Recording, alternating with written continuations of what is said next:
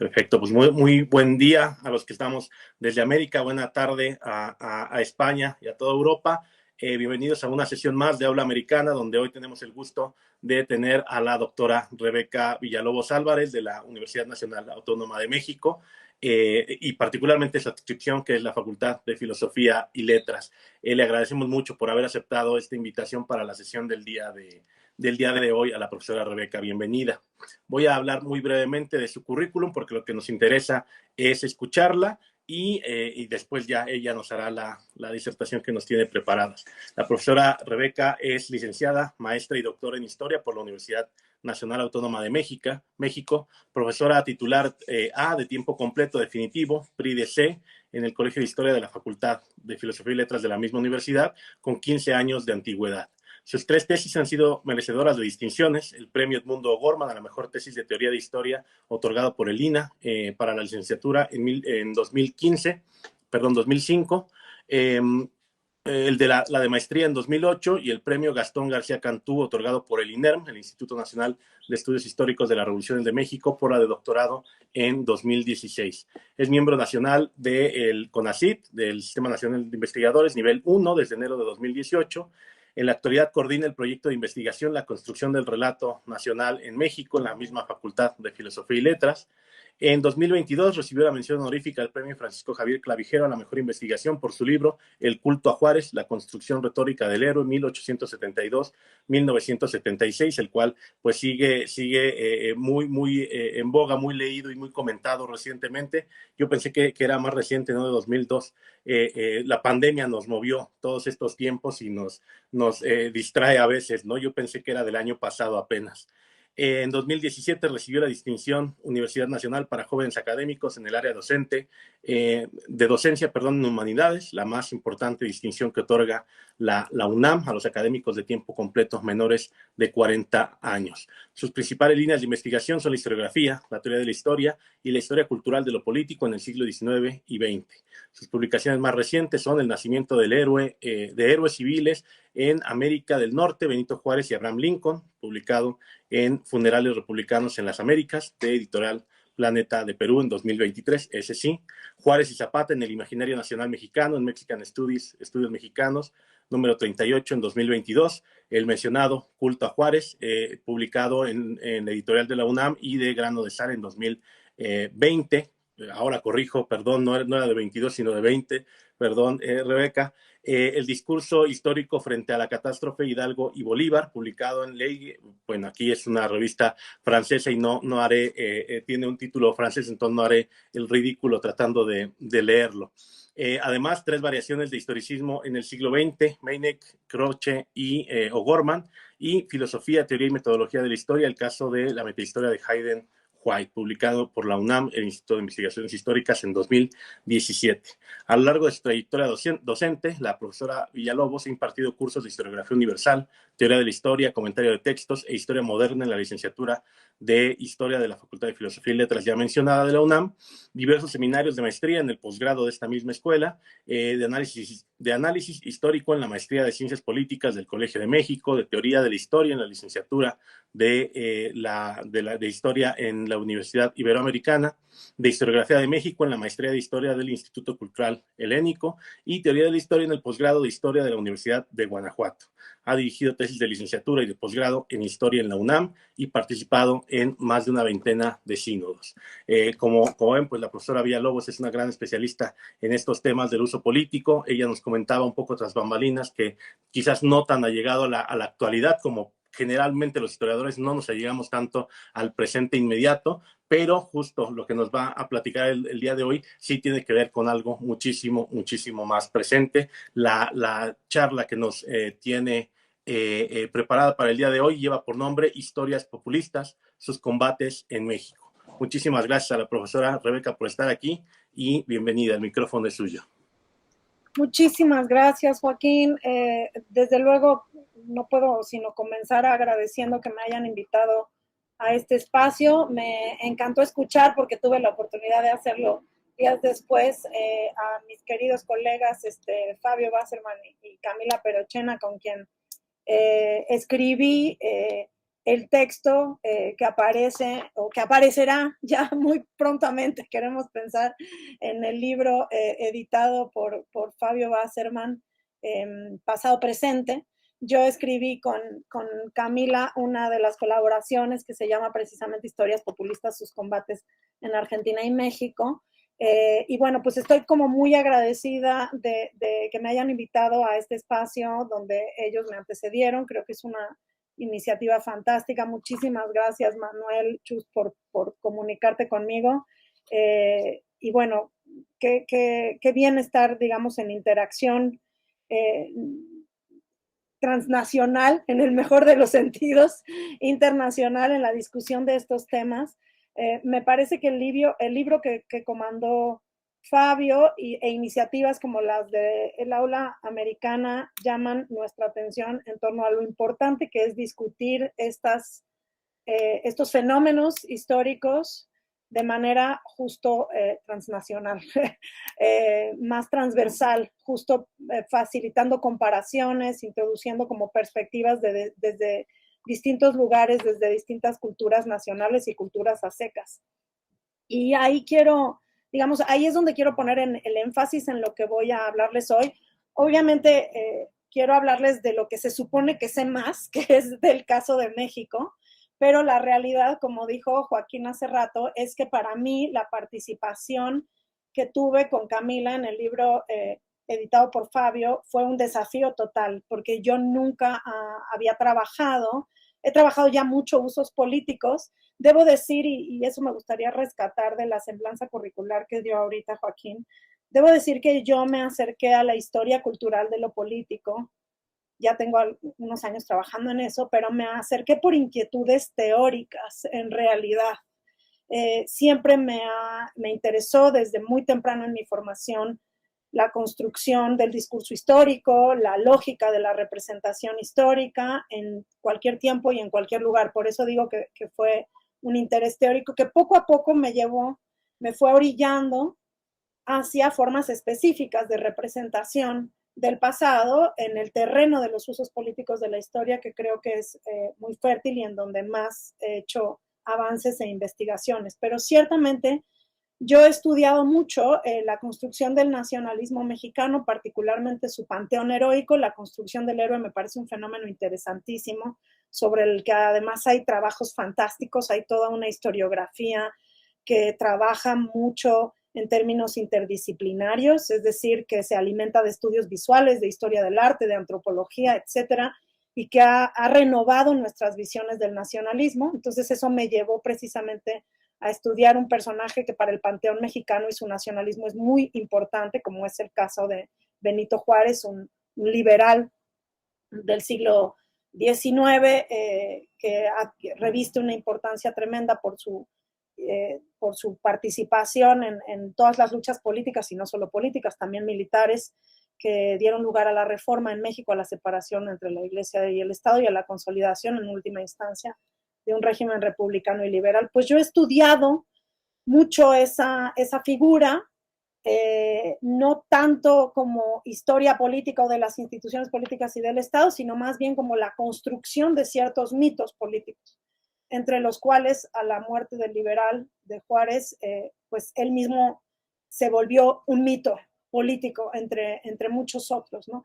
He estudiado eso que atañe esencialmente a la historia cultural y política de la segunda mitad, más bien último tercio del siglo XIX, y me ha interesado también muchísimo lo que llamamos en México el nacionalismo revolucionario, que obviamente a partir de la revolución de 1910, que efectivamente transforma todo el régimen político de México, se construye un nuevo nacionalismo, nuevo, habría que matizar, se ha matizado muchísimo, ha corrido también mucha tinta en torno a ese tema, y eso es algo que también me ha interesado mucho estudiar, cómo han ido evolucionando nuestros regímenes memoriales, nuestras políticas de la memoria.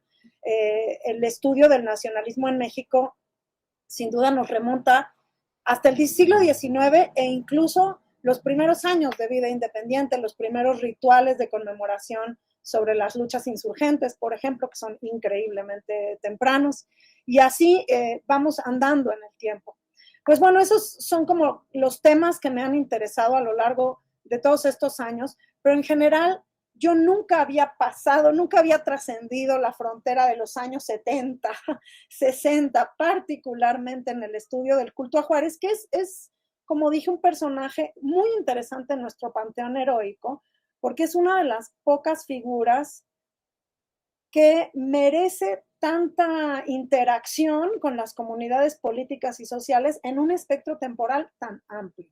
No quiero decir con eso, no se trata aquí del heroizómetro, no sé cómo llamarlo. Obviamente está Miguel Hidalgo, nuestro panteón de héroes es rico en figuras, pero es cierto que pocas de esas figuras movilizan de manera tan activa grupos o banderas políticas más allá de sus propios contextos históricos.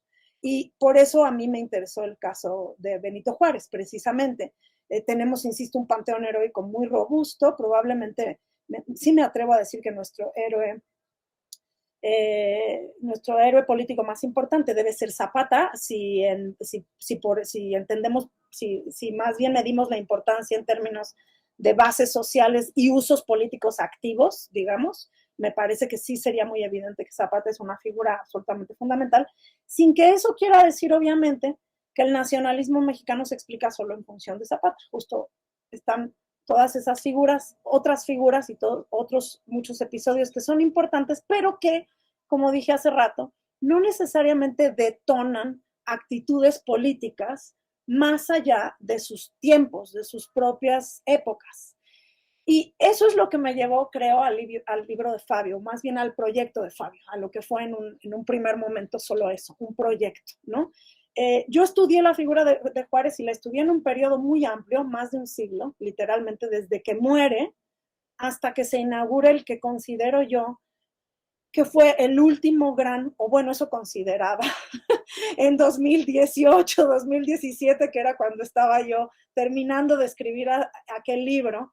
Andrés Manuel López Obrador ya pertenecía a la historia política de México de manera muy activa, pero todavía no llegaba a la presidencia. Obviamente yo escribí ese libro sin tomar en cuenta nada que tuviera que ver con Andrés Manuel López Obrador, entonces no dejó de ser muy simpático que yo sancionara en mi libro, en un libro porque así son los tiempos académicos, que el último gran monumento al héroe de Benito Juárez habían sido en 1976, cuando uno de los actores políticos más importantes y que eventualmente llegó a gobernar y sigue gobernando este país todavía, lo tiene por uno de sus héroes más importantes y lo revitalizó, lo ha revitalizado o lo ha vuelto a poner en la conversación pública, como probablemente Juárez no había estado en varias décadas, precisamente a raíz de su entrada a la presidencia de la República, ¿no? Entonces, digamos que cuento un poco esta anécdota para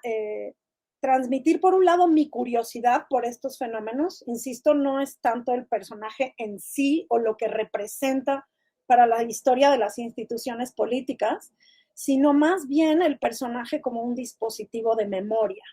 Y eso fue lo que me acercó, insisto, al proyecto de Fabio, muy atravesado por un interés que para él creo que lo dijo con mucha claridad el día que estuvo aquí en el aula. Uno de los aspectos que Fabio creo que ha trabajado más también por la red de Iberconceptos, etcétera, es la cuestión de los regímenes de historicidad y las expectativas temporales, el vínculo que las sociedades establecen con el pasado y las formas en las que, digamos, construyen visiones a futuro o utilizan el pasado para orientarse en la realidad. Creo que eso es algo que a él le ha interesado mucho.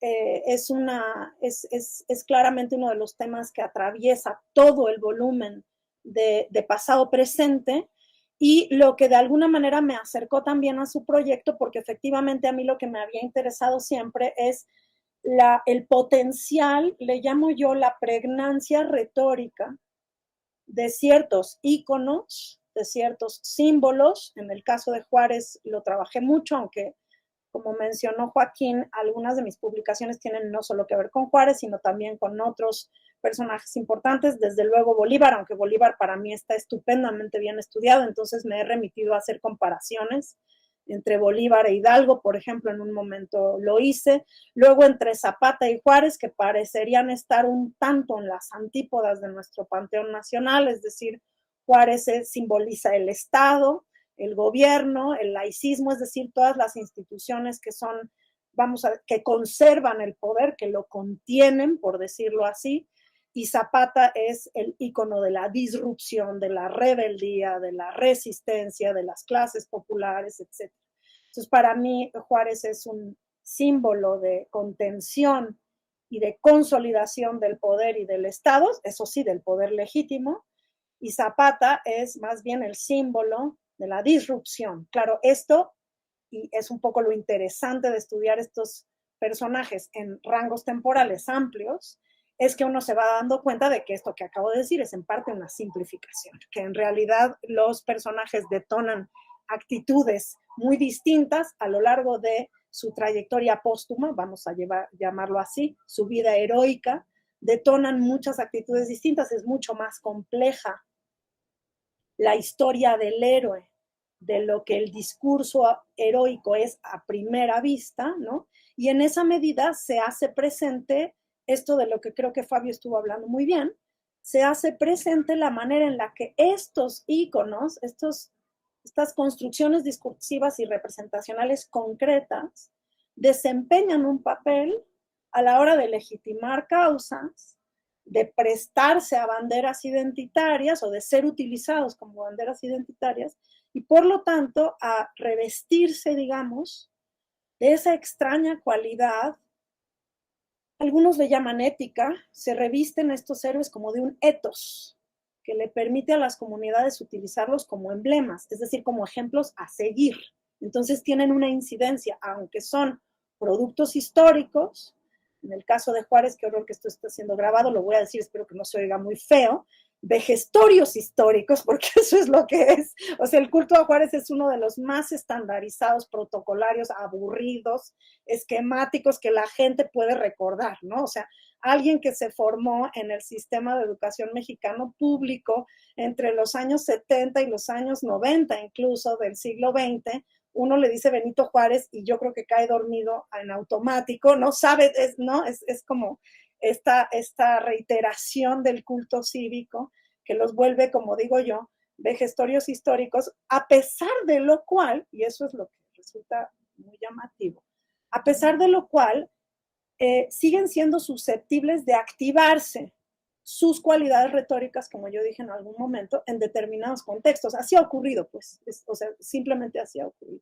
Entonces, bueno, esto me conectó con el proyecto de Fabio, es decir, con la curiosidad de entender por qué el pasado se hace presente. Incluso ese pasado vejestorio, insisto, este pasado que forma parte de los rituales que son aparentemente más huecos de los sistemas de educación o de los rituales cívicos, de las efemérides, etc. Eso es lo que me conectó inicialmente con el proyecto de Fabio. Y digamos, ahí está por un lado la cualidad de ciertas formas de pasado de hacerse presentes o la forma en la que los sujetos, ¿no? Utilizan el pasado o se sirven de él o lo transforman para una causa en particular, lo cual nos lleva efectivamente a toda esta discusión de los llamados usos públicos de la historia. No quiero reiterar del todo lo que dijo Fabio ese día, pero sí confirmar que estoy muy de acuerdo con él en el sentido de que la categoría usos públicos o políticos de la historia merece más crítica y más discusión y acaso alternativas para verbalizar eso que queremos decir con la expresión, porque efectivamente usos políticos o públicos, que también admite matices, por cierto, podríamos de entrada pensar que los usos políticos son esencialmente partidistas, o sea, hay una intencionalidad un poco más clara, ¿no? Un pragmatismo más coyuntural, más inmediato, y yo hablaría de usos públicos en otro sentido, o sea, más bien como figuras o hechos del pasado a los que simplemente no se puede renunciar, que son parte como del escenario cultural y político de una nación o de cualquier entidad política, independientemente de si queremos o no queremos activarlos en la disputa por el poder. Pero bueno, más allá de esos matices, también merece la pena una discusión en torno a la idea de uso de. y ya lo dijo Fabio aquel día, eso da la impresión de que estamos cargando mucho la tinta en el agente, que parecería no solo, a veces hay quien piensa que ni siquiera es que la gente vaya hacia el pasado, y eso desde el punto de vista de la teoría de la historia además es muy problemático, pues ¿a cuál pasado? ¿En dónde está? ¿No? ¿En qué máquina del tiempo te metiste?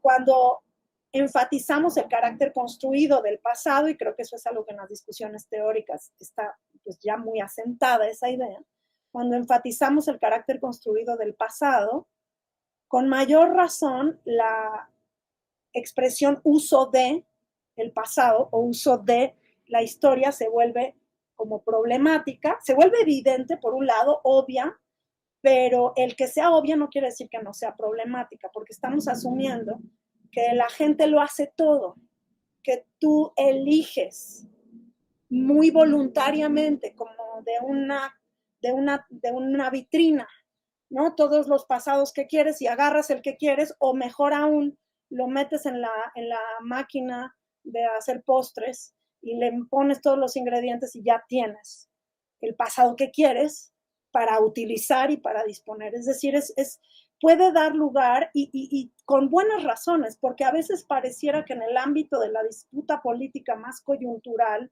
más inmediata, eso ocurre, que los políticos, y no solo los políticos, inventan pasados o los hacen a su medida o los discursivizan de manera totalmente manipuladora, ¿no? Y eso aparentemente la gente lo tiene claro, sean historiadores o no. Es una opinión común, yo diría. Esa de, no, pues el político todo lo acomoda a lo que él quiera, ¿no? Y entonces sale, no diré un historiador, sale cualquier gente diciendo, eso no es verdad, eso no es verdad. Y claro, todo ahí parece muy fácil y todos estamos muy de acuerdo, hasta que alguien dice, entonces, ¿cuál es la verdad? Frente a ese Benito Juárez que utilizó el político, ¿cuál es el de a de veras? A mí me han hablado miles de veces para hacerme esa pregunta. Si el Benito Juárez de a de veras no es ese héroe inmaculado, tal, entonces, ¿cuál es el que sí es cierto? Y a mí me cuesta mucho trabajo huir de esa trampa, pero lo intento y lo intento con ahínco, porque lo que creo que tenemos que empezar por reconocer es que estamos, cuando analizamos ese peculiar vínculo entre política e historia, o regímenes de historicidad, si lo quieren ver así, no tenemos muchos modos de contraponer imágenes ciertas a imágenes falsas. Eso es una forma errada de entender el fenómeno y de afrontar la discusión desde mi punto de vista. Y eso no quiere decir que no haya algún ámbito en donde hay verdades y hay falsedades. Es decir, yo no puedo documentar la bonomía moral y angelical de Benito Juárez, simplemente no lo puedo documentar, lo puedo creer, lo puedo pensar, pero ni siquiera es interesante documentarlo. Simplemente estamos en un terreno de discusión frente al pasado que se rige por otras lógicas. Y creo que eso es lo primero que hay que tener en claro cuando uno está discutiendo usos políticos de la historia. Y ser suficientemente audaz como para entender que a un historiador profesional no siempre, de hecho muchas veces no le interesa lidiar con el pasado de ese modo, pero que en cualquier momento puede ser parte de la discusión del pasado en ese sentido. Es decir, hay una forma de entender y de relacionarse con el pasado que lo puede tener cualquier persona en la sociedad que activa ese botón, que es una relación moral, identitaria y política con el pasado. Y para eso, desde mi punto de vista, no hay propiamente antídoto. Simplemente estamos en ese modo o no estamos en ese modo. Es un modo que se activa frente a ciertas disputas. Y eso es como lo primero que quisiera empezar diciendo. Que lo que hicimos o lo que quisimos Camila y yo cuando escribimos este texto, que se llama así, Historias populistas, sus combates en Argentina y en México, era analizar dos momentos, uno en Argentina y otro en México, en el que la conversación pública toda, no solo los presidentes, la presidenta de Argentina y el presidente de México, sino en que toda la conversación pública empezó a atravesarse por ese modo, digamos, de vincularse con el pasado. Y ese modo de vincularse con el pasado, incluso a los historiadores les es muy difícil a veces resistirse. O sea, uno mismo se ve entrampado, como, ¿no? Como superado por esa realidad. Y ahí es donde, a mi juicio, la perspectiva un poco más teórica y antropológica es útil, porque nos permite no volvernos neutros, pero sí distanciarnos un poquito del fenómeno y tratar de entenderlo como eso, como un fenómeno social y cultural que se traga incluso a la historia profesional, o sea, a la historia académica. Es estudiable desde lugares académicos, pero, y esto creo que también lo dijo Fabio en algún momento, sería absurdo no posicionarse frente a eso. Es mejor posicionarse rápido frente a esa situación, porque si no va a ser mucho más difícil estudiar. A eso le voy a dedicar un tiempo después. Pero antes diré que lo que intentamos, como dije hace rato, más que, y me apresuro a decirlo porque la palabra populismo o populista está en el título, tanto de la colaboración que hice con Camila como en el flyer, ¿no? Para la charla de hoy, y me interesa anticiparme de inmediato a ese asunto, ¿no? La discusión en torno al populismo es ideológica, desde mi punto de vista. Es siempre ideológica. Lo esté diciendo un historiador, un sociólogo, lo que sea. Es ideológica. Es una discusión que exige posicionamiento.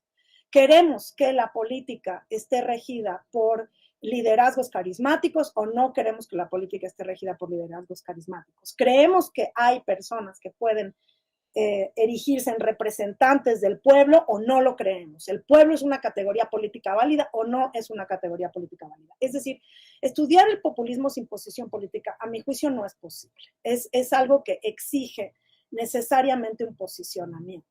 Entonces, claro, cuando nosotras nos vimos animadas no tanto por la inquietud de posicionarnos, sino por la inquietud de estudiar dos momentos, dos casos en los que los usos del pasado se vuelven parte, digamos, carácter intrínseca de la conversación pública.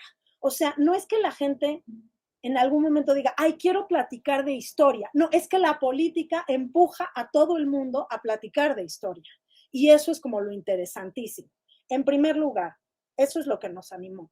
Pero al darnos cuenta de que el populismo desempeñaba un papel fundamental en esa conversación política, entonces nos vimos orilladas a hablar de populismo. Y de alguna manera, aunque no parezca, creo, no se revela tanto en el texto y por eso me importaba decirlo, de alguna manera uno se ve obligada, en este caso, a posicionarse frente al fenómeno del populismo, ¿no?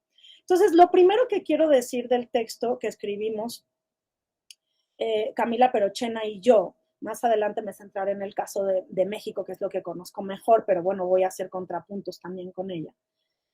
Lo que nos interesaba era analizar no el populismo como concepto o decir está bien o está mal o existe o no existe. De hecho, nos parece que la discusión en términos de teoría política es complicadísima y el término como muy escurridizo, muy jabonoso.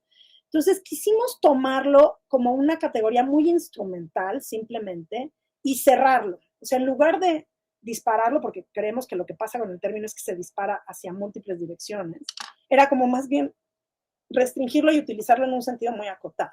El populismo como una estrategia política, como una estrategia que emplean los políticos para generar identidad y filiación de manera muy inmediata y muy convincente, como muy rápida, y entendiendo que una parte fundamental de esa estrategia es hablar de la historia.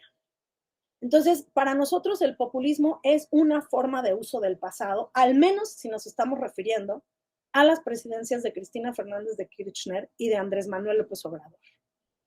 O sea, en principio no es que sea bueno o malo y ni siquiera habla propiamente de sus liderazgos, sino es una estrategia que se emplea efectivamente desde el poder y que es eficaz. De hecho, le estamos de antemano otorgando, no quiero decir legitimidad, pero eficacia. Para nosotras era evidentísimo que había funcionado como estrategia política en los dos casos. Que en los dos casos la voz del presidente y de la presidenta había sido fundamental para vehicular el mensaje sin que necesariamente, esto quiero subrayarlo mucho, sin que necesariamente quiera decir que nosotras estemos pensando que el discurso populista es la representación de lo que piensan esas dos personas. Esto también quiero decir, o sea, nosotras estamos, y ahí me atrevo a hablar por las dos, sobre todo hablo por mí, pero creo que Camila estaría de acuerdo conmigo. Es decir, el discurso presidencial representa algo más, mucho más complicado que el pensamiento del individuo, llámese Cristina Fernández de Kirchner o Andrés Manuel López Obrador. O sea, no estamos haciendo como biografías políticas, no sé si no estamos hablando propiamente del líder, sino de la construcción de un discurso que necesita sí el liderazgo como sujeto de enunciación, por decirlo así, pero no necesariamente estamos hablando del actor político como tal, al menos yo no. Yo no estoy hablando de Andrés Manuel López Obrador como un actor político, sino como un enunciador. Esa es la forma en la que me gustaría plantearlo, digamos, como un enunciador. Entonces, claro que yo tengo una postura frente al líder político, claro que tengo una postura naturalmente sobre todo lo que pasa en mi país, ¿no? Y cómo este movimiento tan complejo desde mi punto de vista, que es el Movimiento de Regeneración Nacional Morena, que hoy es un partido político, se ha evolucionado y cómo asumido el poder, digamos, pero de lo que creo haber estado hablando en el texto no era tanto de eso, sino de algo mucho más acotado y en cierto sentido simple también, que es cómo una cierta estrategia calculada para convencer a sectores de la población o para legitimar demandas propias, exige, necesita hablar del pasado. Y en la segunda instancia de mi argumentación sería que hablar de ese pasado es algo que no puede decidir ni el presidente ni el movimiento en total libertad. Lo instrumentalizan el pasado, desde luego, lo manipulan, si ustedes quieren utilizar esa expresión. Lo que pasa es que a mí no me gusta usar tanto la palabra manipular porque siento que el pasado siempre se manipula. O sea, siempre es algo que transformamos, que me encanta y lo uso mucho con mis estudiantes, la metáfora de unos bloquecitos de plastilina que se venden todavía en las papelerías de México, en las papelerías de barrio, que son unos pequeños bloques de plastilina que seguro ya es tóxica y está prohibida en miles de países, que no hay manera de amasarlos, tienes que empollarlos como un mes antes de volver esa plastilina algo maleable con el que puedas transformar ciertas cosas, ¿no? Para mí el pasado, independientemente de la intencionalidad, es algo maleable, pues. O sea, es algo maleable de lo que disponemos de distintas formas. Con mayor razón si hay una intencionalidad política. Yo no quiero negar la intencionalidad política en los usos del pasado, en el régimen de Andrés Manuel López Obrador. Es evidentísimo. Lo que quiero, no obstante, subrayar es que esos usos del pasado no necesariamente están solo atravesados por la intencionalidad política. Lo que también es un hecho, y esto sí creo que es algo que intentamos demostrar en el artículo y que de manera acotada lo logramos, es que hay elementos del pasado que no son propios de las invenciones de estas entidades políticas o sujetos de enunciación. Hay elementos del pasado que están ahí. De hecho, hay una frase del artículo que me gusta mucho, es ¿cuáles son los pasados que tienen disponibles, que están habilitados para el uso de la conversación pública? Porque hay pasados que no son tan disponibles por la sencilla razón, o sea, no son disponibles a nivel masivo, popular, porque nadie los conoce. porque han caído en el olvido, porque hay demasiado olvido y silencio alrededor de ellos. Y por ejemplo, el caso que documenta Camila de Argentina es interesante. Camila habla de un revisionismo argentino, un revisionismo historiográfico argentino que no es de izquierdas, precisamente, un revisionismo que surge en un entorno ideológico muy distinto al del peronismo o posperonismo, que paradójicamente termina alimentando el discurso histórico de Cristina Fernández de Kirchner, a pesar de que no hay una similitud ideológica, pero es un pasado, es un uso más bien del pasado disponible en la medida en la que está cuestionando, por lo menos para el caso de Argentina, una cierta historia oficial. Y una de las cosas que quiso hacer Cristina Fernández de Kirchner cuando llega al poder es, en sus palabras, reescribir la historia. Una de sus grandes consignas es: la historia que nos han contado, la historia oficial, no está bien. Hay que volvernos a contar la historia nosotros mismos. Pero la idea misma de que es necesario recontar, que hay que revisar, está disponible en el entorno argentino, digamos, y es utilizable, por lo tanto. En México no hay tal cosa. Bueno, hay y no la hay, no está disponible la idea de una revisión histórica. Lo que más bien parece haber estado muy disponible es una historia oficial bastante rancia, o sea, bastante tradicional, que pese a todo llevaba 2 décadas inanimada, por decirlo así, latente, pero no activa en términos políticos. Los regímenes políticos de la alternancia, es decir, cuando acabó el dominio total del Partido de la Revolución Institucional, o sea, del PRI en México en 2000, que pierden por primera vez las elecciones presidenciales en favor de un candidato del Partido de Acción Nacional, tradicionalmente de derecha, Vicente Fox. Cuando se da la alternancia, y a pesar de que Vicente Fox sí tiene un coqueteo en su momento con símbolos históricos y con disputas históricas, parece que caímos en una suerte de letargo extraño en los usos políticos de la historia o en la reivindicación de una historia oficial que en los regímenes posrevolucionarios es súper activa. Esto está muy documentado, está muy estudiado en México, el vínculo entre el Estado y la creación de instituciones culturales, educativas, que reivindican ciertas visiones de la historia y van creando una historia oficial, un relato nacional convincente. También está muy estudiado el vínculo entre el relato que construyen diferentes entidades y agencias políticas a lo largo del siglo XX, después de la Revolución de 1910, cuál es el vínculo entre estas narrativas que son tanto visuales como textuales, que están desde luego en el muralismo de los grandes muralistas mexicanos y la Escuela Mexicana de Pintura, pero que también están en los libros de texto, en las obras de historia académicas y no académicas. Aquí sí no es tan fácil encontrar distinciones. ¿Cuál es el vínculo entre esas narrativas oficiales de explicación del pasado mexicano con el siglo XIX, ¿no? El caso de la política memorial, me gustaría llamarle así, del obradorismo, que por cierto no se inaugura en 2018. Andrés Manuel López Obrador habla mucho de historia y es algo que forma parte de su propia estrategia como política, digamos, de vínculo. No, además, obviamente es algo que no solo es propio de él, sino que comparte con muchos de sus correligionarios. Morena tiene un equipo interesante de intelectuales que se fueron formando a lo largo del tiempo y que militan en un uso público de la historia muy constante, pues que se puede rastrear muchos años atrás.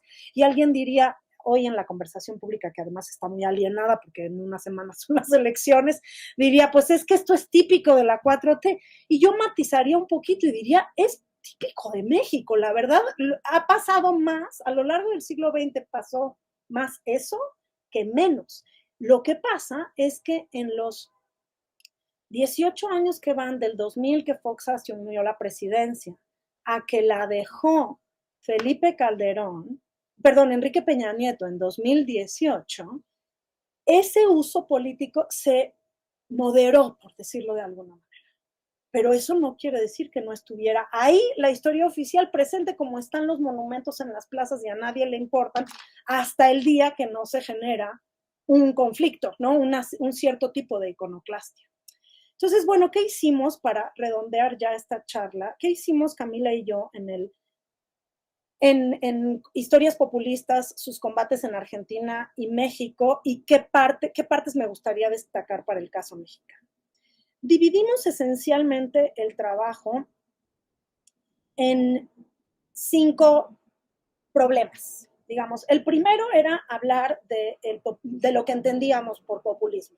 Acotar, como les dije yo hace rato, un poco la cuestión, matizar, más que matizar, acotar y decir, pues nosotros, más allá de lo que digan los autores, estamos entendiendo simple y llanamente el populismo como una estrategia política en la cual hablar del pasado es necesario. Es absolutamente, o sea, el hacer presente el pasado es una estrategia para generar identidad, porque hay pocos elementos tan atractivos, tan emotivamente convocantes, como la idea de que nosotros, los que estamos aquí y somos afines a algo, somos afines a algo porque tenemos una historia juntos, porque somos como parte de o sea, el argumento genealógico, le llamo yo, es muy poderoso. Es muy poderoso a nivel individual y es muy poderoso a nivel colectivo. ¿Qué sabe un niño de cuando nació y de cuando era bebé? Sabe lo que sus papás le dicen y la historia que el niño, el papel que desempeña en esa historia familiar no es jamás es lo que uno con su memoria construye. Son las memorias de los otros. Reivindicar un nosotros histórico por parte de una fuerza política, para mí el paralelo es exacto, es como el de los padres con los niños, ¿no? Yo ya tengo memorias, hasta gráficas, de cosas que no pude haber recordado, porque estaba demasiado chica para haberlo recordado. Lo recuerdo porque mis papás me lo contaron, porque hay fotos, porque tengo elementos con los cuales relacionarse con mi propia experiencia y porque es afectivo. Pocos elementos en un país, además, pues sí, con una cultura nacionalista vigorosa como es México, que disponer de una cierta historia oficial que efectivamente casi cualquier mexicano conoce. Es increíble el nivel de, digamos, no es que la gente tenga muchos datos históricos, de hecho todo el mundo confunde la independencia con la revolución y un largo etcétera, pero la gente sí sabe quiénes son sus héroes patrios, no importa mucho en qué lugar, en qué momento, o qué hicieron, pero sabe quiénes son. Y el solo hecho de apelar a un nosotros histórico resulta muy eficaz como estrategia política. Entonces, nosotras hablamos en esa primera parte que se titula así, El populismo en los gobiernos de Cristina Fernández de Kirchner y Andrés Manuel López Obrador, hablamos un poco de esto, del populismo como una estrategia que implica actualizar el pasado, pero actualizarlo de una forma que genere identidad. La identidad social y política ya existe. Estos políticos tienen bases políticas, tienen partidos, etcétera. Pero es darle profundidad histórica a esa identidad política. A eso le llamamos nosotros estrategia populista. Y claro, la palabra populismo no es menor, porque ¿quién es el sujeto histórico por excelencia en estas narrativas? El pueblo, naturalmente. Y sí, el pueblo bueno, que el líder está tratando de reivindicar. Pero ese pueblo bueno no puede haber existido solo ayer o ahorita. Tiene una existencia histórica que hay que convocar. En la segunda parte, el peso del pasado, sus usos políticos, le dimos como rienda suelta a esa idea, ofreciendo algunos números, nada más, pero muy significativos, de la intensidad en el uso del pasado. Y a eso le dimos otro nombre, que es el de polarización. Es decir, no solo hay que actualizar y utilizar el pasado histórico por excelencia de la nación, que es el en términos identitarios, que es el pueblo, sino que hay que hacerlo mucho y hay que hacerlo de manera como directa, emotiva y rompedora, por decirlo así. O sea, por eso lo de polarizante. O sea, es un tipo de construcción identitaria, pues sí, muy sectaria, muy gregaria, muy binaria, muy combativa.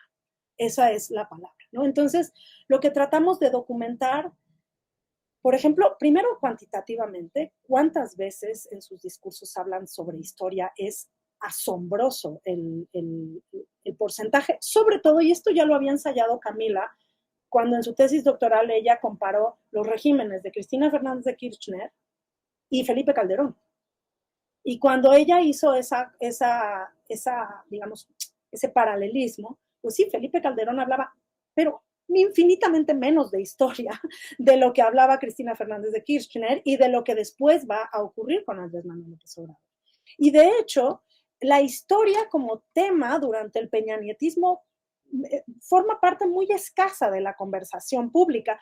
El gobierno mexicano se sigue conduciendo más o menos igual. También eso ha generado ahora algunas distorsiones desde mi punto de vista. Por ejemplo, quien dice es que ningún presidente había utilizado la figura de Juárez de esta manera. No, ahí siguen. Los retratos ahí están colgados en las relaciones diplomáticas. El presidente de México, sea quien sea, del signo político que sea, siempre va con un retrato de Juárez atrás. O sea, hay un tipo de discurso que es propio y si revisamos los discursos de Enrique Peña Nieto, son muy similares en términos protocolarios. Las efemérides no cambiaron radicalmente. O sea, eso está ahí, solo que a nadie le importa.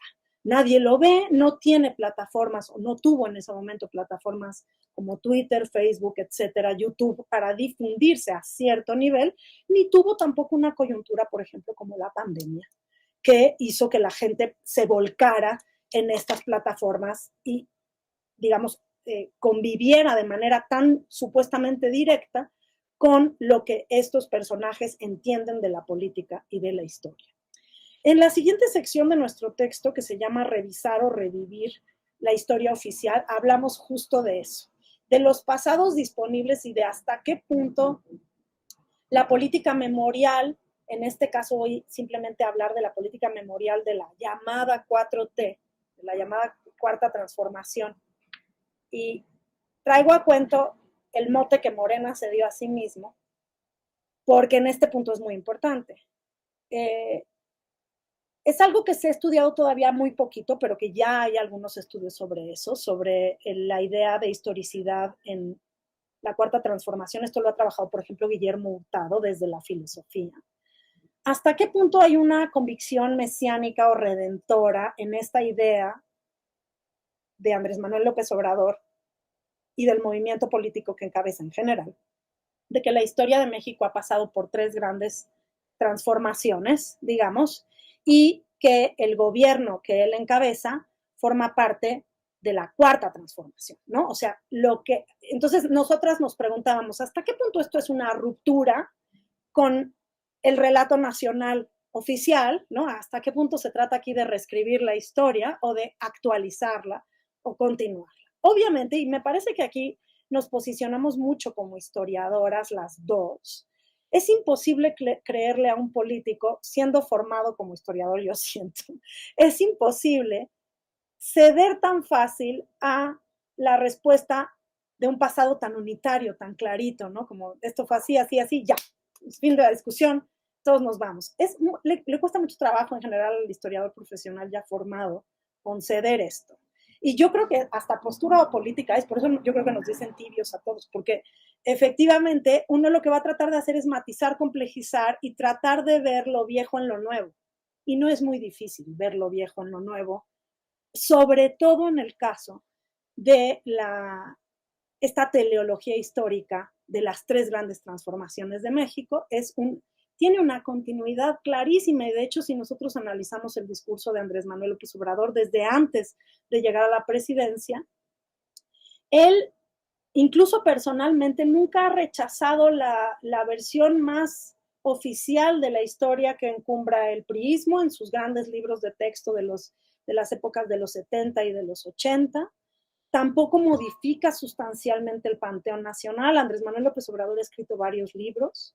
Mucha gente se pregunta si él los escribió. Yo creo que hay buenas razones para pensar que él piensa eso, pero bueno, podría incluso no interesarnos, podría incluso ser irrelevante.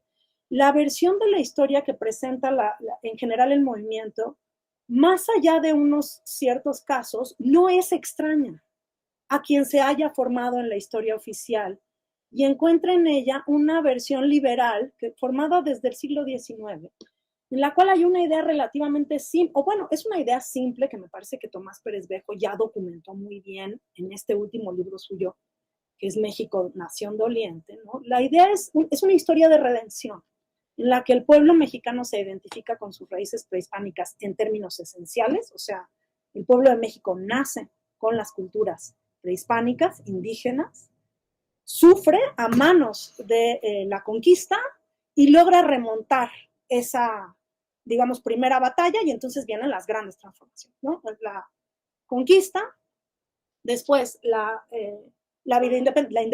independencia en 1810, luego la segunda independencia, que es en manos de Juárez y la generación de la Reforma, la revolución y finalmente una cuarta transformación que lo que hace es liberar de los horrores del yugo de la conquista. Digamos, esto está documentadísimo en grandes estudios académicos como de muy distintos tipos, que además lo ven en muy distintas fuentes, ¿no?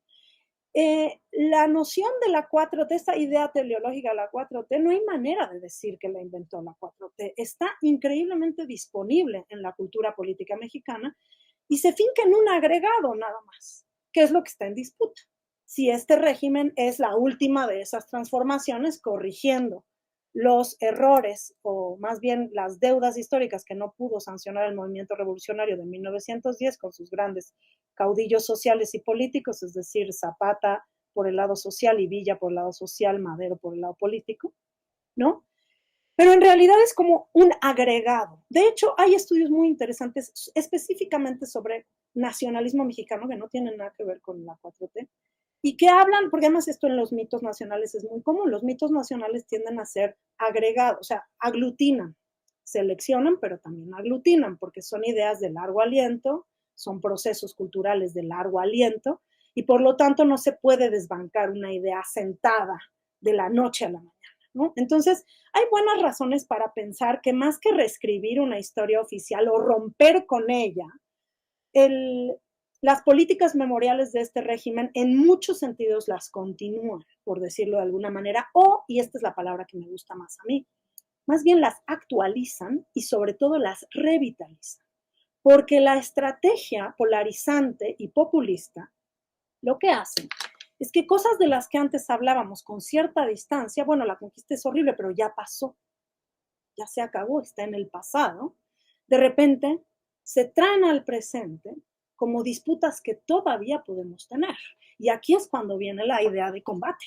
O sea, la historia no es algo muerto, es algo sobre lo, digamos, que todavía da lugar para combates, para combatir. Y aquí voy a introducir dos elementos, dos conceptos centrales. El de lucha, eso tiene que ver con la idea de las estrategias de polarización de las que hablamos, o sea, porque además son dos movimientos políticos. Lo de Andrés Manuel es muy interesante porque el presidente es contestatario, incluso él siendo el presidente. O sea, su discurso es combativo y contestatario todo el tiempo, y uno se pregunta, ¿pero por qué? ¿Por qué nunca asume el papel del poder de facto que es? Bueno, pues porque como estrategia política es buenísimo, funciona increíblemente bien estar siempre combatiendo algo. Eso le da un suelo de legitimación tremendo en un país en donde la conversación pública apela a cosas que no están resueltas. Efectivamente, la historia no está resuelta. O más bien, hay problemas no resueltos y la estrategia de actualización del pasado consiste en traer el pasado a cuentas, literalmente. No solo a cuenta, sino a cuentas. ¿Qué papel han desempeñado en esa historia de yugo y de opresión los que están hoy? Insisto, es como darle profundidad histórica a la postura política asumida por distintos grupos. Y pensando en eso, y con esto acabo, es que utilizamos tanto Camila como yo, de entre los muchos ejemplos que puede haber, porque estos dos presidentes hablan de historia todo el tiempo, hablan de muchos episodios históricos, no tantos, pero sí es un repertorio interesante. Andrés Manuel López Obrador, por ejemplo, habla mucho de héroes, pero habla mucho de villanos, habla de Porfirio Díaz todo el tiempo. De hecho, en un conteo que hicimos, porque hicimos varios conteos cuantitativos hasta 2021, el personaje histórico más referido por Andrés Manuel López Obrador en sus discursos y mañaneras, debo decir que son millones, porque el señor todos los días habla en las mañanas, no era el de sus héroes, sino el de sus villanos favoritos. Justamente habla muchísimo de Victoriano Huerta, que es el gran traidor a la causa de la revolución maderista en 1910. Habla muchísimo de Porfirio Díaz, el dictador de la República Liberal, derrocado precisamente a raíz del movimiento revolucionario de 1910. Obviamente habla todo el tiempo de uno de los presidentes más vituperados de la historia reciente de México, que es Carlos Salinas de Gortari, y lo hace en claro y estrecho paralelismo, utilizando nociones viejas en la tradición política mexicana, y no solo la mexicana, la hispanoamericana, como liberales y conservadores, los actualiza, les da una presencia en la conversación pública y mete ahí a un montón de personajes. Habla mucho de Juárez, del laicismo, de Felipe Ángeles, habla del ejército, naturalmente, de la historia del propio ejército, etc. Pero entre los muchos temas, a nosotras nos pareció interesante hablar de lo que se puede denominar o la cuestión hispánica o el problema colonial. Y esto era especialmente evidente en 2021 y 2022 por la conmemoración, por una efeméride, que era la de los 500 años de la caída de México Tenochtitlan en septiembre de 2021, que además coincidía con los 200 años de consumación, de la llamada consumación de la independencia. Entonces, una cosa sí quiero decir, que es que las dos lo afirmamos, tanto para un caso como para otro. Estos presidentes y estos regímenes memoriales usan las efemérides a su favor, o sea, no son tanto rehenes de ellas, sino que las usan, hay como toda una estrategia interesante. Y ahí es donde probablemente hay que matizar la voz del presidente, y por eso también nos parecieron, o a mí en lo particular, me parecieron dos casos muy interesantes, particularmente el de 2021 en México, porque uno de los temas de los que el propio presidente no habla tanto es precisamente de la conquista. Uno podría suponer que la conquista no es, si analizamos al personaje o al líder político, tanto como parte de los gustos historiográficos de Andrés Manuel López Obrador. Él habla más, tiende a hablar más de otras cosas, del conservadurismo y del liberalismo, del laicismo, de la revolución, etcétera, y no tanto de la conquista. Y esto es interesante porque él habló mucho de la conquista en 2018, primero, cuando, como parte, pero ahí hay que concederle un papel importante a su esposa, Beatriz Gutiérrez Müller, porque la estrategia de solicitar a la corona española perdón, una disculpa pública para los pueblos oprimidos para esta efeméride, la del 2021, pues fue la primera estrategia de diplomacia, o no diplomacia, dicen algunos, del régimen de Andrés Manuel López Obrador, empezando en 2018. O sea, a lo que voy es, la conmemoración de 2021 estaba planeada desde que llegó al poder, quiero decir. O sea, había una idea desde 2018. Una idea que se proyecta con ese primer acto, que es la petición de una disculpa pública al rey de España y la invitación a que viniera a México para esa conmemoración, cosa que todos sabemos no resultó, no fue tomado el asunto en el otro lado del Atlántico de la misma forma como la que se esperaba en México, pero eso dio lugar al desencadenamiento de un montón de políticas y estrategias de políticas de la memoria que terminaron confluyendo o coincidiendo, no necesariamente integrándose, pero coincidiendo en los festejos de 2021. Y a eso le dedicamos la última parte del artículo y simplemente les comento tres cosas. Tres cosas diferentes pasaron en 2021. Todas tienen un lado político e histórico que no se puede separar. La primera es a nivel local de la Ciudad de México y la segunda es a nivel federal, que en este país es muy importante, sobre todo en código nacionalista, porque en México, la Ciudad de México es, simbólicamente hablando, y en el imaginario nacionalista, el ombligo de este país.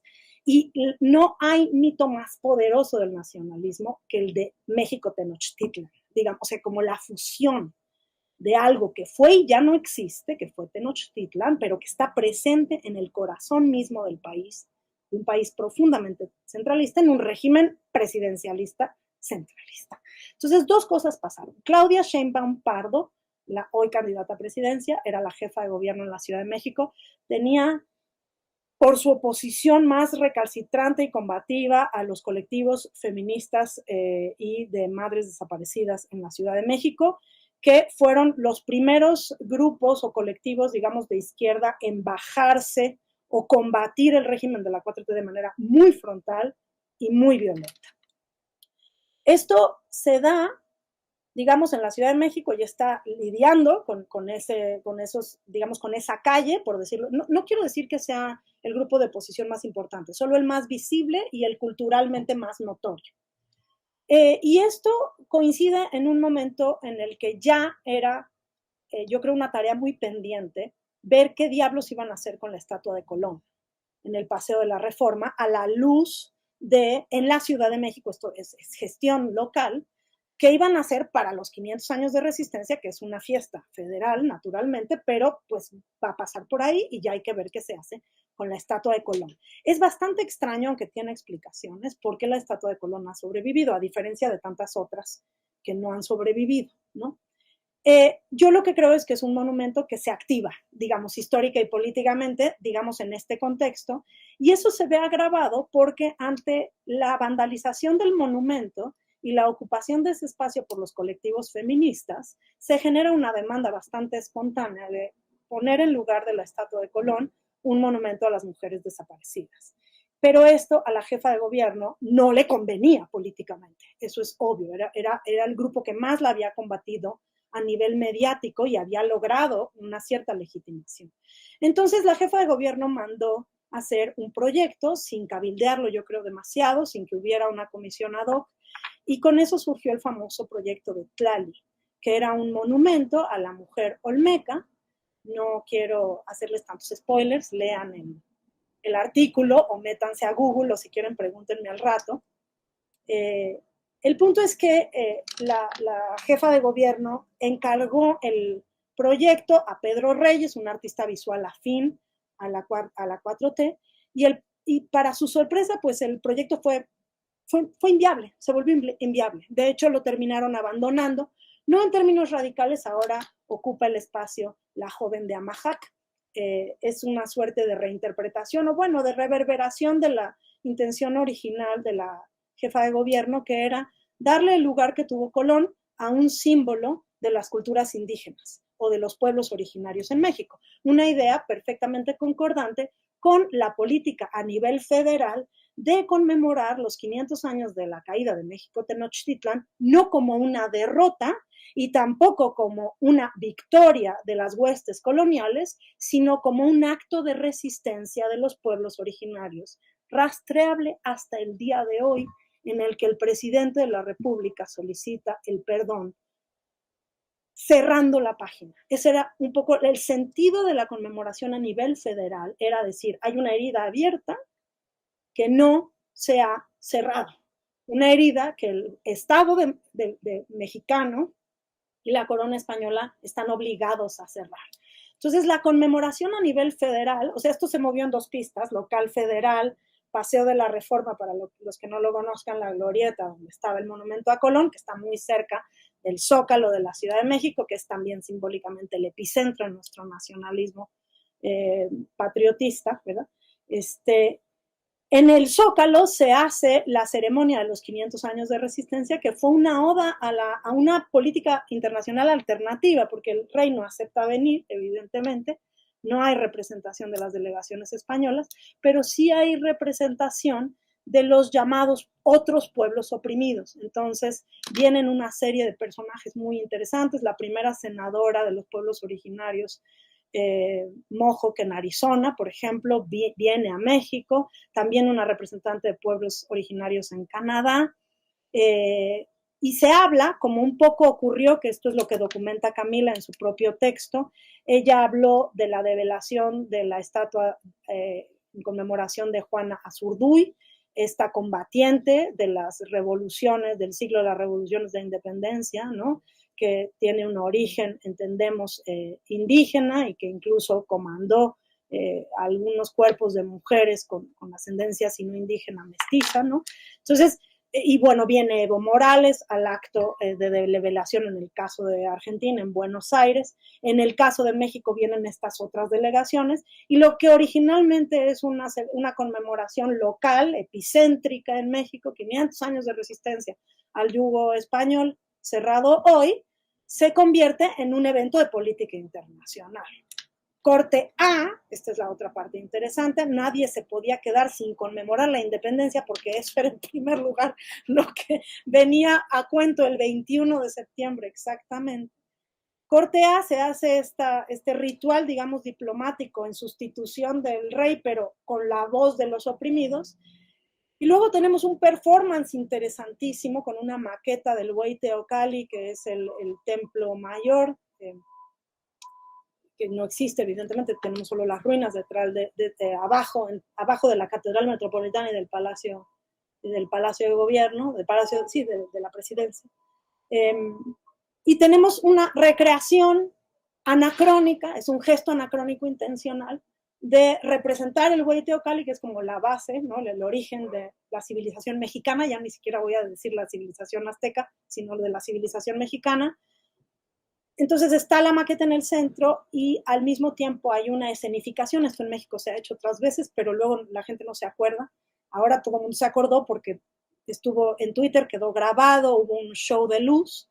Entonces teníamos una gran maqueta del Templo Mayor en el centro del Zócalo y alrededor de eso se hizo un desfile, un performance, una escenificación que han hecho otras veces los miembros del Ejército Mexicano, en la que representan las grandes batallas de la historia oficial de México, desde la conquista hasta la independencia, la reforma y la Revolución Mexicana, en sus episodios perfectamente ordenados, sin ningún tipo de visión alternativa de nada, ¿no?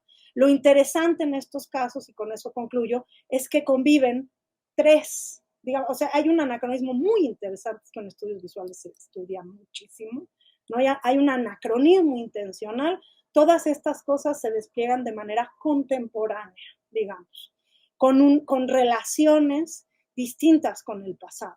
En algunos casos yo estaría de acuerdo con la tesis de Artaud que se habló aquí, en algunos casos es un hacer presente el pasado, pero no orienta hacia el futuro. Por ejemplo, el desfile militar, el desfile de las 4 grandes transformaciones no nos compele a actuar de ninguna manera, solo nos sentamos a observar. Es más, es como un souvenir más.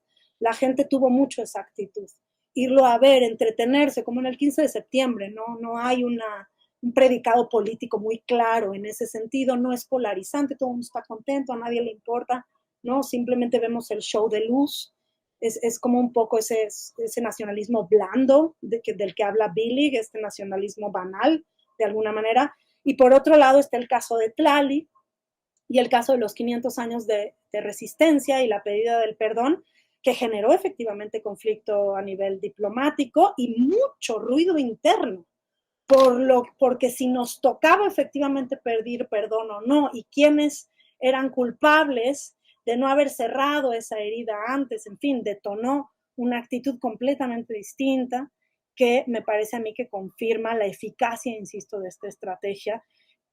No solo en el caso de Argentina, también hablamos de eso, de cómo pues evidentemente el pasado colonial de México y la diversidad étnica y sobre todo, para mí, esos argumentos son importantes, pero sobre todo el último, y es que la etnicidad y el pasado colonial en México ha sido parte fundamental de todas las versiones del nacionalismo que este país ha construido desde inicios del siglo XIX hasta la fecha.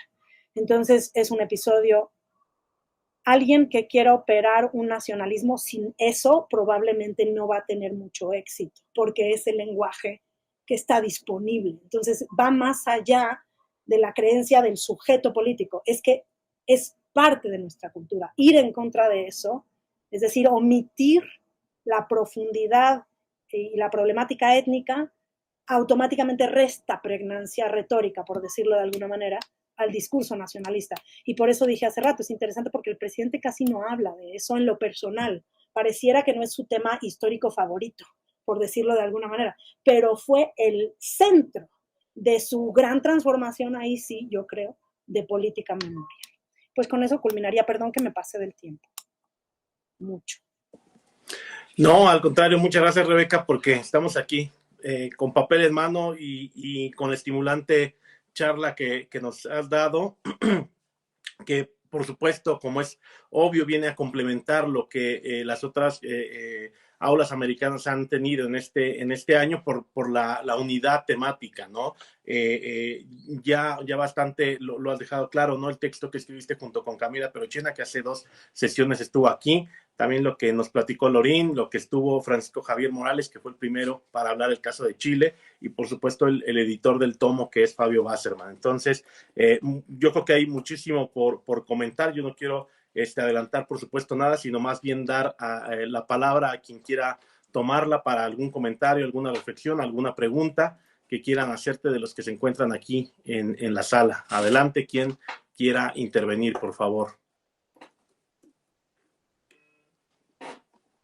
Adelante, Juanvi, por favor. Hola, Rebeca, buenas tardes. Yo tengo varias preguntas en relación a toda tu exposición, pero creo que las puedo engarzar todas en una y las respondes como quieras por separado. Y es que considero que hay un hilo conductor entre todas ellas. Benito Juárez, que es el núcleo de tu trabajo, llega a la presidencia de México después de la famosa guerra de la Reforma en el año 57 y él accede a la presidencia tras la victoria en ese hecho. Una primera pregunta sería, entendiendo que en México durante esa guerra hubo una regionalización entre liberales y conservadores, ¿qué imagen se tuvo de Benito Juárez en aquellos lugares en los que precisamente fueron derrotados? Es decir, en aquellas regiones que no apoyaron a Benito Juárez, ¿qué lectura se hizo durante su presidencia y posteriormente a la misma de dicha figura? Y ampliando esta pregunta, dentro de todo este contexto que has venido señalando, ¿no? del conflicto de la laicidad en torno a las formas liberales, etcétera, el discurso legitimante o no legitimante o el discurso social que le llega al pueblo y por lo tanto enlazado con el populismo, que vendría a ser todo el discurso de la Iglesia Católica o todo el propio discurso del catolicismo social que hay en México respecto a la figura de Juárez. Y decía que mi pregunta es un poco extensa, pero que la intento engarzar, y es que haciendo un ejercicio, ¿no? de historia de gran recorrido dentro de México, acercándonos ya hacia el año 1910, en este contexto de lucha por la laicidad, etcétera, me gustaría saber si conoces cómo fue la figura de Benito Juárez desde el punto de vista del uso y de la instrumentalización política por parte de los propios revolucionarios, pero poniéndolo en contraste con los cristeros, que 10 años con posterioridad se alzarán. Es decir, en cierta medida, saber qué lectura se hace de Benito Juárez por parte de los revolucionarios y posteriormente de los cristeros, entendiendo la propia historia de México como de largo recorrido, es decir, arraigando en el conflicto en el que Juárez llega a la presidencia y ya hay una regionalización de lo que podría ser el entendimiento de la figura de Juárez. Gracias.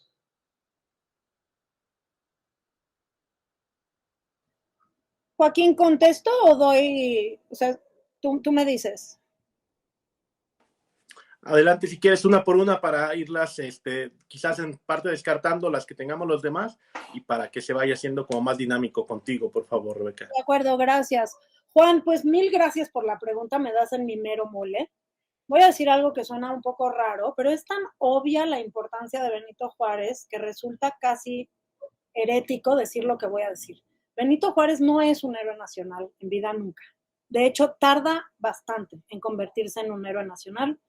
Es una figura política, obviamente, de primera línea, eso está muy documentado, no por mí, por cierto, pero está muy bien documentado, pero no es ni la única figura política ni la única figura mediática. Y hablar de lo mediático en el 19 es súper interesante, porque ya hay en la época de Benito Juárez, sobre todo para un poquito después de la reforma, aunque ya se usa en la reforma, pero menos, también por las condiciones del país. Pero para cuando viene la intervención francesa, que es el primer gran desafío que Juárez enfrenta ya en la presidencia, empieza a haber un movimiento mediático muy interesante de la imagen pública, que ya circulaba obviamente en caricatura, o sea, en prensa periódica de imagen, que empieza a crecer precisamente en este periodo. Ya hay lo que podríamos llamar un manejo político, un manejo de la imagen política, en el cual Juárez obviamente participa. O sea, Juárez es retratado, es vituperado, sobre todo, es reivindicado nunca más que las otras figuras importantes de la Reforma, o sea, nunca más que Sebastián, bueno, Zaragoza, o sea, hay un repertorio muy amplio de personajes mucho más importantes mediáticamente que Juárez y tan importantes políticamente hablando como él. Entonces, de ninguna manera podemos establecer para Benito Juárez en vida un trato de excepción. Eso es como una de las primeras cosas que quisiera como subrayar, ¿no? Claro, que no haya un trato de excepción no quiere decir que no haya un trato. Obvio, hay un manejo de la imagen pública de Juárez muy vasto, o sea, como muy cambiante, como suele ocurrirles a los políticos, porque además esto lo ha documentado muy bien Fausta Gantuz, por ejemplo, en sus estudios sobre prensa y caricatura política. Obviamente, los medios periodísticos están pagados por las propias facciones, forman parte de la disputa, y en esa medida tenemos representaciones muy negativas y muy positivas de Juárez en ese mismo periodo, pero insisto, no dentro de un trato de excepción.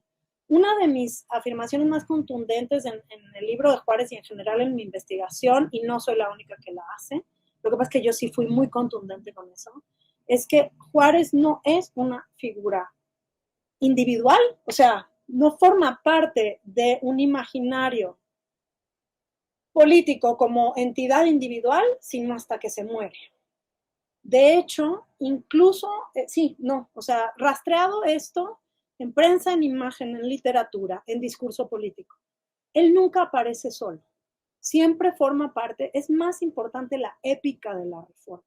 Y si hemos de elegir personajes, Sánchez Degollado, Ignacio Zaragoza, de quien por cierto se hacían además, es muy interesante y eso ya se perdió y se perdió en la memoria nacionalista mexicana, se perdieron otros dispositivos memoriales como las ceras, por ejemplo, esto se ha estudiado mucho en historia del arte, es súper interesante. La fotografía política la empezaron a utilizar precisamente Benito Juárez y Maximiliano, pero esto fue hasta la intervención francesa en México y con la introducción por parte del propio Maximiliano de todo un ceremonial monárquico, o sea, propio de las monarquías, evidentemente, que en México tardó tiempo en secularizarse, porque la secularización de hecho está en marcha, es apenas un proyecto político en esas épocas, ¿no? Entonces, lo que sí es cierto, y esto también lo ha documentado muy bien Arturo Aguilar Ochoa, los historiadores de la fotografía, o sea, cómo los dos generan una campaña propagandística en fotos. De hecho, van y se retratan en el mismo estudio fotográfico con los Valleto y ya existe el retrato de dignatarios naturalmente en México, eso también está súper estudiado por Purificación, por Natalia Magluf, en el caso en general de toda América, pero en México obviamente existe, lo que pasa es que el gran desafío es cómo hacer que el primer presidente indígena, por cierto, reivindicado como indígena, porque eso sí es parte del discurso público, pero que no utiliza ningún sello distintivo en ese sentido. Él se proyecta públicamente como un liberal más, con la misma indumentaria, que siempre se hace retratar igual, pero hasta qué punto los republicanos van transformando a partir de la figura de Juárez, que le toca ser el presidente, porque las figuras marciales tienen como su propia lógica y su propia proyección, ellos cómo van generando toda una estrategia de construcción de imagen pública, sí a través de Juárez, pero de proyección de valores republicanos. Insisto, Juárez hasta que no muere, recordarán en un momento, cuando más criticado, cuando más problemas políticos enfrenta su persona, o sea, cuando él en lo personal, no el proyecto, es más criticado, muere y genera un poco un cisma, o sea, no cisma, genera un problema. O sea, una solución, porque ya lo tenía todo el mundo hartos, yo creo, ya querían que le surgía que se fuera, había estado demasiado tiempo en el poder, las élites están en plena reorganización y disputa encarnizadísima al interior de los grupos liberales, urge que se vaya Juárez, pero no se va, se muere, pero claro, se muere sin que nadie lo anticipe y eso genera un vacío de poder.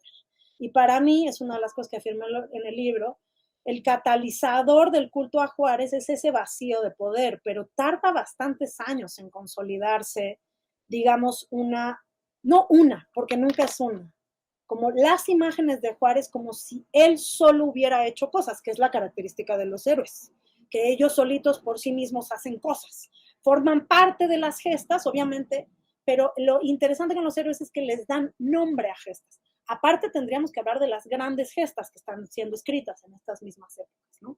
Yo creo que la figura, yo también tengo disputas con algunas, diferencias de interpretación en ese sentido. O sea, yo creo que con la inauguración del mausoleo a los hermanos Islas, que es un monumento al mausoleo a Juárez de los hermanos Islas en el 76, es el primer, o sea, ahí está claro que Juárez ya es una figura individual a la que hay que rendirle tributo per se.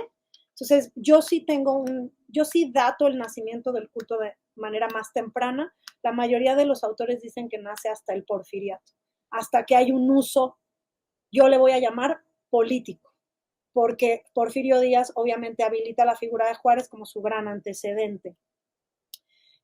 Pero lo que yo sostengo es que ya hay un uso público anterior a eso.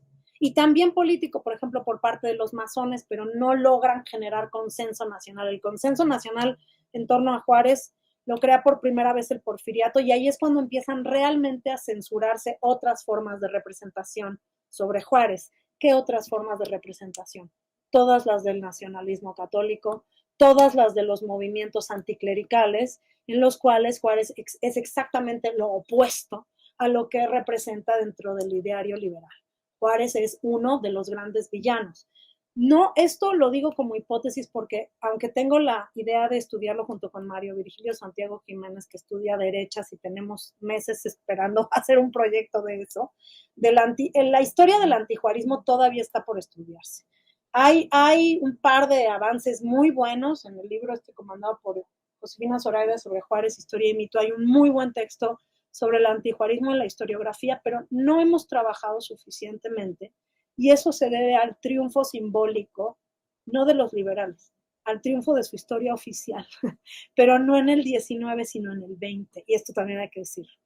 En el 19 circulan muchas interpretaciones antagónicas y muy negativas de Juárez. Siguen circulando muchísimo por parte de los propios liberales y por parte de católicos. Lo que pasa es que el conservadurismo mexicano es aplastado por los liberales en ese momento, pero en las regiones digamos, del país pasa algo que le pasó a Hidalgo también. A Hidalgo no le pudieron hacer un monumento en el Bajío en 40 años después de porque no se, esto lo documentó Ernesto de la Torre Villar muy bien, porque no lo aceptaba la gente, pues, o sea, simplemente no, que le rinden pleitesía en la Ciudad de México, pero aquí no. Y eso sigue siendo una realidad. Juárez no es parte, o sea, tiene muchos sitios de peregrinación en Oaxaca, naturalmente, en el sur de México, pero hay muchos lugares donde su figura sigue siendo altamente controversial en comunidades muy populares, donde efectivamente la identidad política está atravesada por otras cosas. Ahora, el Estado mexicano, ni siquiera el inmediatamente posrevolucionario, o sea, el Estado mexicano desde el triunfo del obregonismo, y con eso engarzo tu pregunta, los revolucionarios no fueron muy amigos de Juárez, con excepciones. Carranza sí lo reivindicó mucho, las huestes carrancistas lo hicieron, un poco aprovechándose del legado constitucionalista. Juárez representa un aspecto de la política mexicana que muchas facciones revolucionarias no les interesó reivindicar. Ni les interesó reivindicar tanto el laicismo, en unos casos sí, en los casos en los que sí es recuperado. Madero, por ejemplo, habla de él, pero no es el valor más importante de las huestes revolucionarias, al menos en sus políticas, en su propaganda y en su discurso, digamos. Y en esa medida no aparece tanto. Y Obregón, Cárdenas, son hasta antagónicos con Juárez. Las primeras formas de indigenismo son muy rudas con la figura de Juárez y con las ideas de propiedad privada y con el liberalismo en general. Entonces, Juárez no es reivindicado por los gobiernos posrevolucionarios, de hecho es muy criticado por Casaurán, por ejemplo, Casaurán, que fue uno de los secretarios de Educación, lo pone pinto y parejo, el primer indigenismo mexicano que dio lugar a algunas de nuestras más importantes instituciones educativas, no tuvo a Juárez por buen amigo, pero el porfiriato fue tan eficaz en vincular la figura del presidente a la de Juárez, y a nivel de política exterior no hay figura que defienda mejor la soberanía de este país que la de Benito Juárez. Entonces, no, los presidentes casi nunca renunciaron a eso, a pesar de que en política interna reivindicaron otros héroes.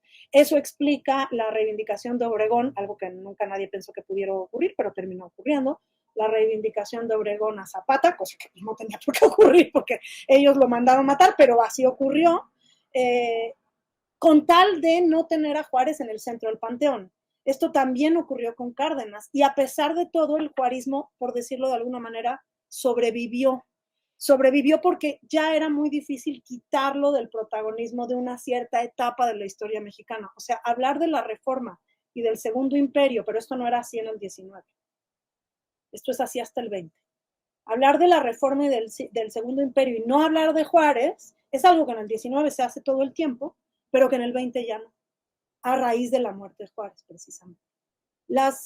Para cerrar, el uso, digamos, la relación del catolicismo social, hoy le llamamos nacionalismo católico, con el juarismo es tensísima, por no decir de combate total, pero el nacionalismo católico vive todavía en la clandestinidad política en este país.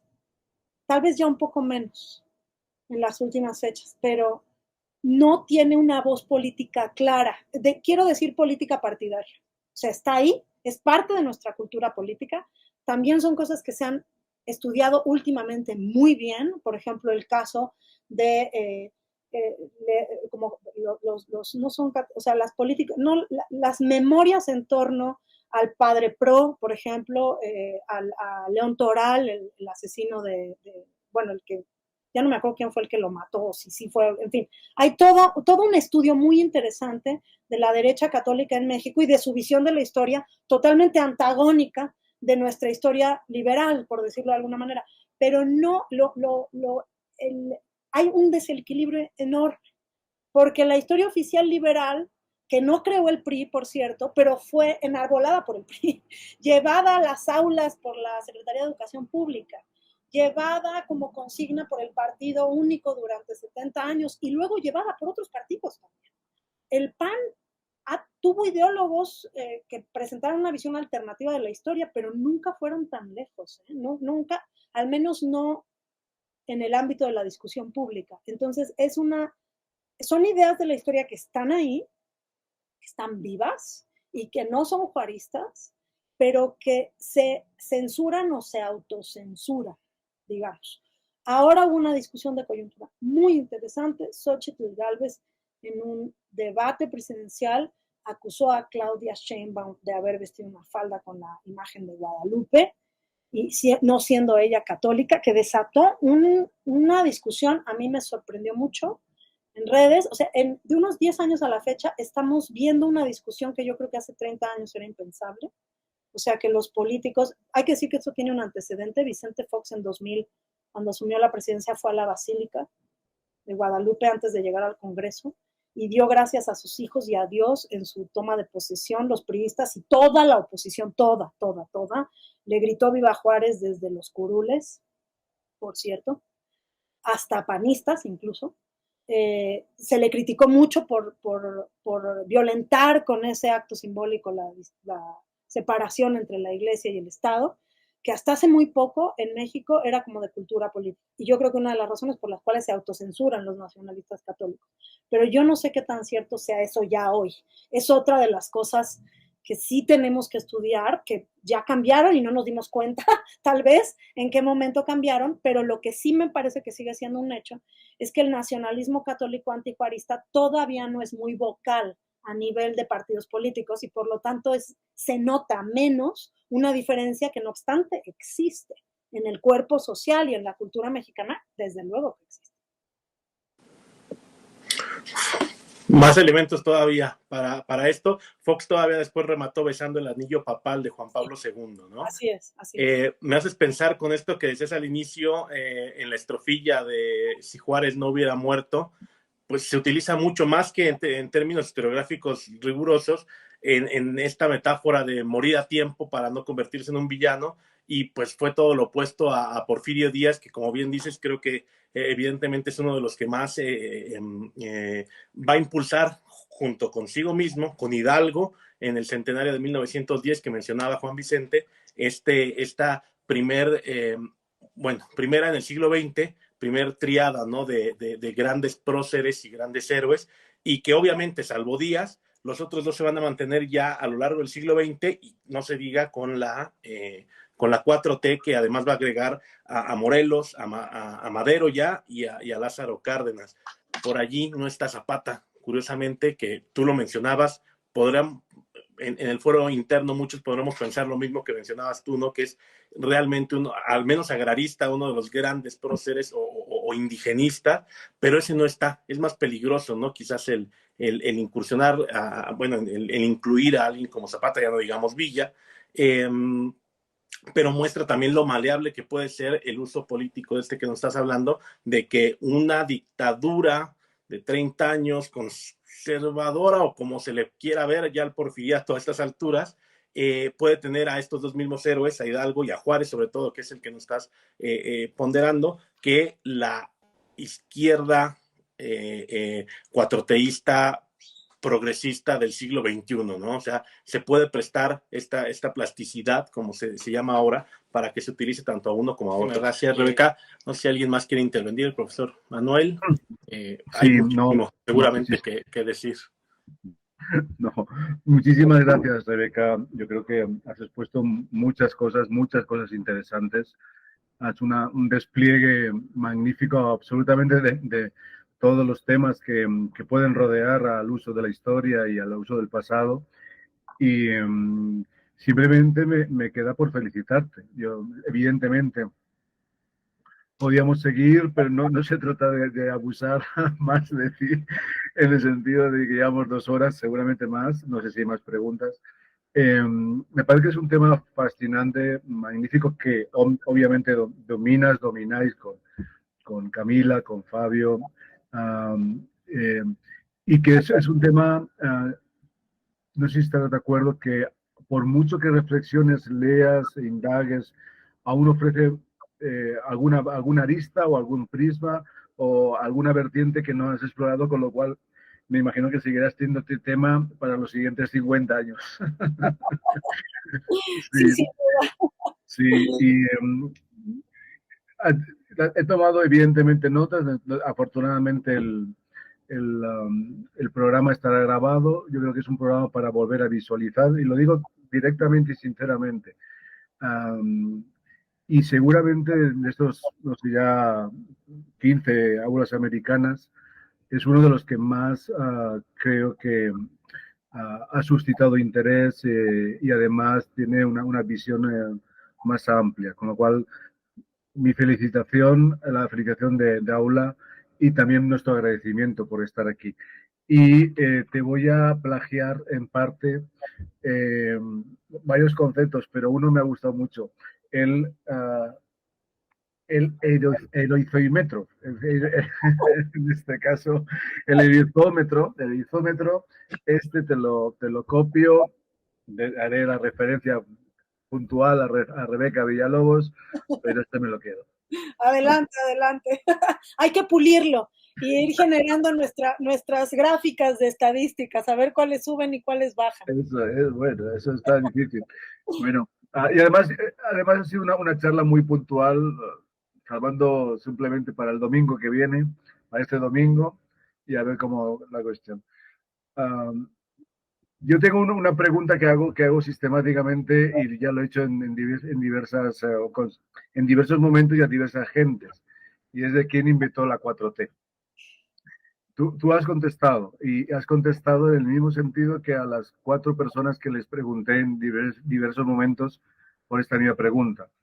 ¿Quién inventó la 3T? Yo creo que hay un texto claro de Enrique Semo, sí, que plantea las tres transformaciones, y quién se inventa lo de la 4T como un programa y como una cuestión electoral y también gubernamental después. pues parece que sí que es el propio López Obrador. Mi agradecimiento, nuestro agradecimiento y muchísimas gracias por estar aquí. Es tu casa y hasta pronto te volveremos a convocar. Mil gracias y mil gracias por sus preguntas que también a mí me hicieron pensar mucho. Que estén muy bien. Muchísimas gracias a la querida Rebeca por estar aquí, por esta estupenda charla, también por el, como dice el profesor Manuel, por el abuso del tiempo. Ya la garganta seguramente ya lo resintió, pero sensacional la charla de hoy. Quedamos emplazados para la siguiente aula americana, donde continuaremos con la revisión de estos trabajos y las aportaciones para el libro editado por el profesor Fabio Wasserman, y pues quedamos al pendiente de cualquier otra observación para la profesora Rebeca. Yo me quedo ahí con precisamente esto del heroizómetro. Uno de los antihéroes o el villano de la 4T, quizás por alusión personal, pero definitivamente creo que es Iturbide el que no aparece, no figura, y si lo es para hacer el gran negrito en el arroz, ¿no? Pero bueno, hoy hablábamos de Juárez, no tenía relación con pero puedes acuñar la contraparte, el Villametro. Exacto. Sí, exactamente. Es el único que no está presente en la gran historia del pueblo mexicano, que es el libro, ¿no? Prácticamente de la 4T en términos históricos, hasta Maximiliano y Santa Anna, y vaya, todos están presentes, menos él, ¿no? Supongo que los aconsejantes históricos ahí son los que tienen, los que lo desterraron. Pero muchísimas gracias a la profesora Rebeca por su tiempo, por esta estupenda charla que quedará colgada, como ya se anunció, para que se pueda visualizar en futuras emisiones, ¿sí? Muchísimas gracias, que tengan muy buena tarde, muy buena noche a los que están desde España. Hasta pronto. Hasta pronto. Un saludo, un abrazo. Adiós.